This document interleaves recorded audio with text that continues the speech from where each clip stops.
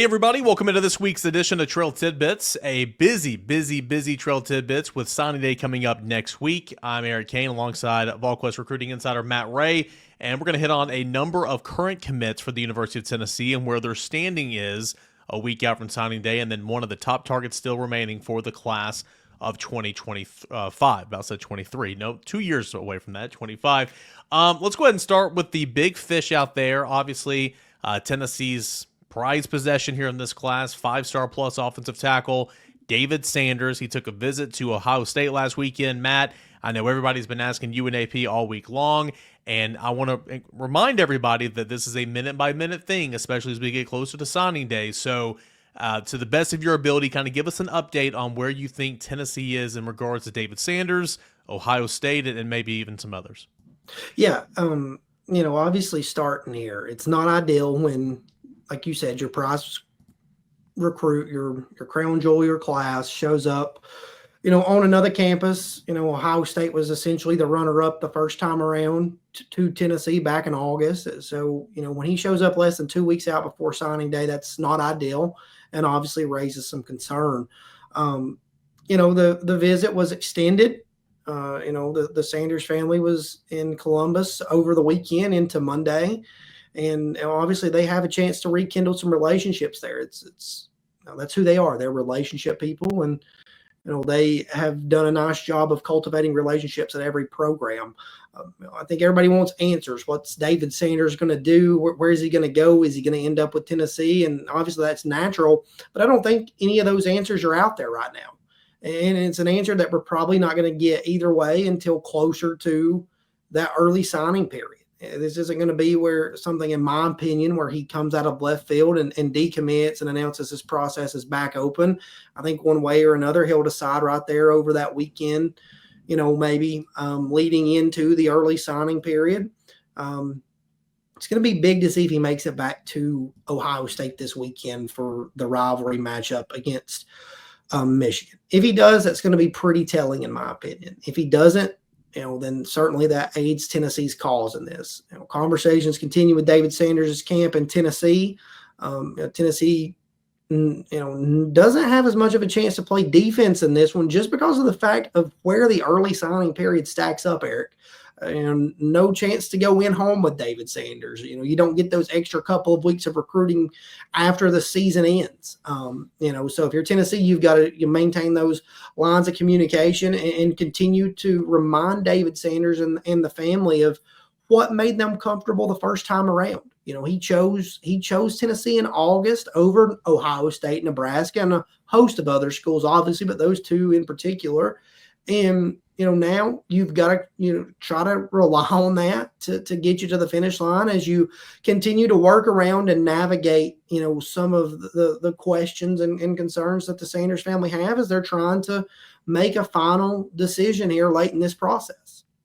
So David Sanders, Tennessee trying desperately to hold on to him, Ohio State coming hard. And again, this will be a day-by-day thing leading up to signing day, which is next week. So again, stay dialed into the Journal's Quarters. Follow AP and Matt for daily coverage on that. That might be one of those things to where, it goes down to the finish line and we see, which school gets his, national letter of intent first. So, we'll have to see coming into signing day next week. One guy who is going to sign for Tennessee for sure and who just flipped from Southern Cal, it was kind of a long road, took a little while. I mean, Tennessee had interest in him early on in the cycle, but Dwan Morris makes it official, coming off an official visit with Tennessee here recently. Is the second back in the class. What is Tennessee getting in Morris? And one of the most popular questions this week, Matt, why is Morris rated so low? Yeah, I think we'll start with the second question. I don't know. I don't know the answer to that. I think Dwan Morris has an excellent body of work there at Oakland, has a chance to project as a 3-down back in Knoxville. And the fit, I think really at Tennessee's going to be really nice for him. Obviously, I think USC does a lot of similar things with their running backs that Tennessee does. But Morris is a different dynamic for Tennessee once Dylan Sampson is gone out of the backfield. A very natural pass catcher. You can move out in space, flick the ball out to, let him make a guy or two miss and try to turn it into a chunk play. I do think Dwan Morris is underrated. I think when you look at what he has done throughout his career there, somewhat speaks for itself at one of the top programs in the state, especially in public ball. But as far as Dwan Morris in Tennessee, kudos to Darrell Sims in this one. Never gave up, was very persistent. And if you listen to Dwan talk dating back to the unofficial for the Kentucky game earlier in the month, coming out of the official visit, detailing his decision with Austin Price, it meant something to him that Darrell Sims offered him early in the process back when he was at Louisville, and has continued to recruit him regardless of where he's been. Louisville, Cincinnati, Tennessee, wherever it might be, Darrell Sims has been a constant for Dwan Morris. And, that's a big part of, the reason that he chose the Vols. Another reason that he chose the Vols is some of the success that, Tennessee freshmen are having. You have some guys getting snaps significantly like Boo Carter. There's a very close relationship there. And Morris has paid close attention to what Boo Carter's been able to do throughout the season, and he likes the idea of staying in state. USC worked really hard to get him away, or to get him away from Tennessee and keep him away from Tennessee. So kudos to Tennessee for maintaining that relationship and going with the ebbs and flows and getting it done here in the end. So Tennessee picks up the commit earlier this week from 25 running back Dwan Morris, adding a second back to this class. Tennessee's trying to add another defensive lineman, a guy that we talk about weekly here on Trail Tidbits. A week away from signing day, Isaiah Campbell was back on campus. Feels like Tennessee, once again, kind of knocked it out of the park. What could you see happening here in the next couple of days regarding Isaiah Campbell, the four-star offensive line, or the four-star defensive lineman?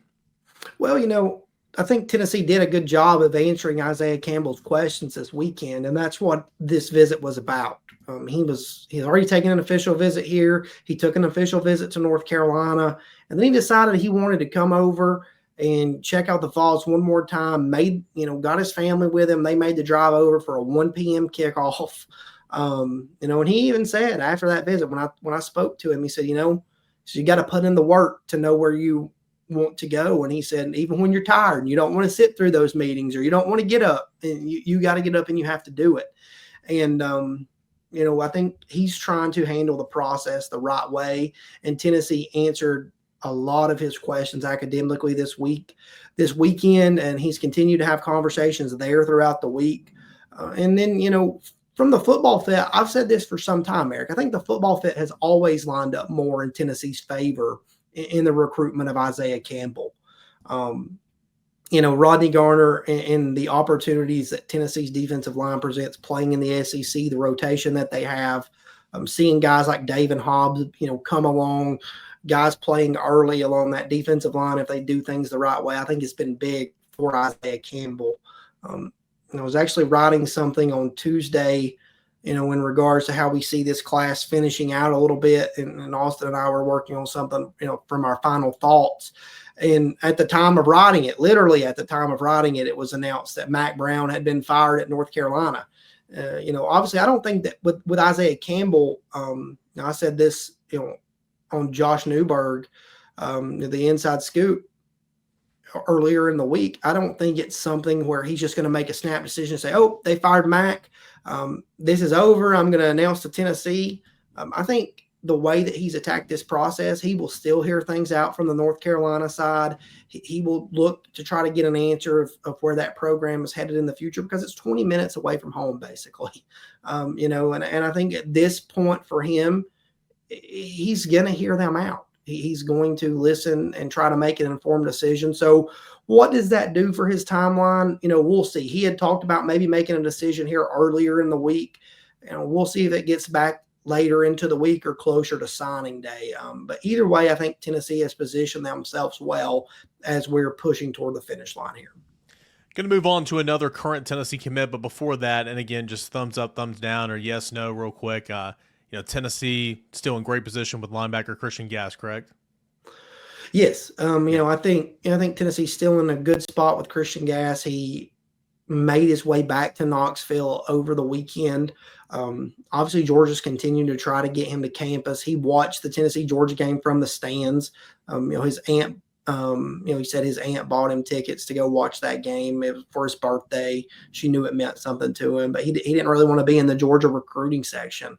But despite that, what he told me after the visit was, the reason I want to get back up after playing a playoff game on the road in Perry, Georgia, basically 2 hours away from the East Side, which is a few hours away from Knoxville, and get up and make a 1 p.m. kickoff.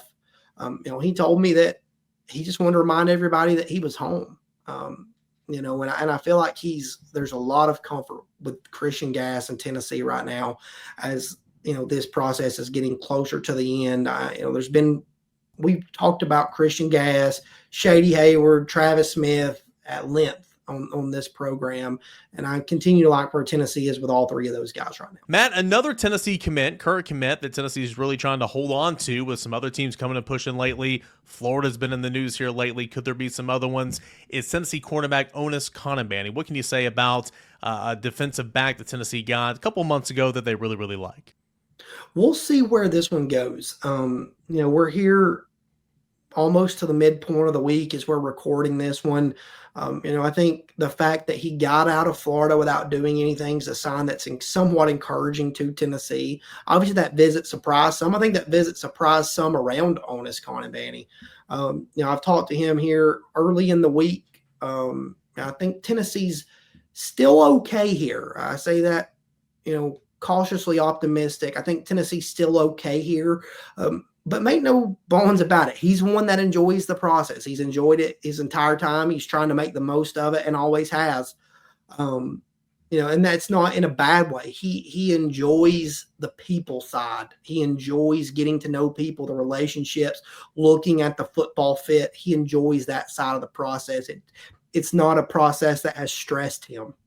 Some guys get very stressed in it and do not enjoy it at all. He has not been stressed by it. He's just enjoyed seeing the opportunities. But anyways, yeah, I think at this point, there's some cautious optimism around Tennessee. Florida's obviously a very real threat. Steve Wiltfong posted on the board over in the general's quarters early in the week that there was maybe some expectation of Onis making his way to Texas A&M. Since that post, roughly 24 hours since that post, I have talked with Onis. He says that visit's not going to happen. But in continuing to talk to some folks, it wouldn't surprise me if he showed up somewhere this weekend. I don't think that's out of the realm of possibility. And could that end up being Texas A&M? Sure, it could. But going off what he's told me right now, he's not planning to be in College Station. He's planning to make a final decision between Florida and Tennessee on December 4th at Heathwood Hall. Hey, last one I want to hit on here before we call it quits. Darion Smith, Tennessee defensive line commit from St. Francis Academy. Tennessee, of course, had a lot of success from St. Francis Academy over the years. Auburn's pushing there hard. What's the latest you can give us here a couple days from signing day on Darion Smith? Yeah, I think Auburn's continued to check a lot of boxes for Darion Smith. They've got a little bit more of an immediate need there for him. They're looking to add multiple bodies that can come in and have more of an early opportunity along that defensive line. And I think that's something that appeals to him. He plays at a really good program there at St. Francis. And he's a twitchy guy that Tennessee likes. And they saw some value in his game over the summer, obviously, when he committed. And, right now he's probably more of, just with the way Tennessee's defensive line stacks up, he's probably more of a depth piece a little bit early in his career. And because of that, Auburn's been able to prioritize him. And I think they, showed really well for him this weekend. Obviously took down Texas A&M, field storming. And I think right now at this point in the process, Hugh Freeze's program probably has the momentum there with Darion Smith. All right, we got a lot going on here leading up to National Signing Day, and no better place than to stop in at Volquest.com in the general's quarters. This stuff moves. I mean, it always gets kind of fast and furious hit there towards the end, but now with everything going on, it's even more fast and even more furious. But nobody stays on top of it like AP and Matt over at Volquest.com and on the general's quarters. So stay dialed in there. We'll have plenty of coverage coming up next week. Of course, coverage this weekend, Tennessee and Vanderbilt's. Thanksgiving's tomorrow, so happy Thanksgiving to you and yours. And we'll see you next week right here. I guess we'll see. Next week. I don't know what we'll do with Trail Tidbits with it being signing day, but we will have plenty of coverage right here at Volquest.com.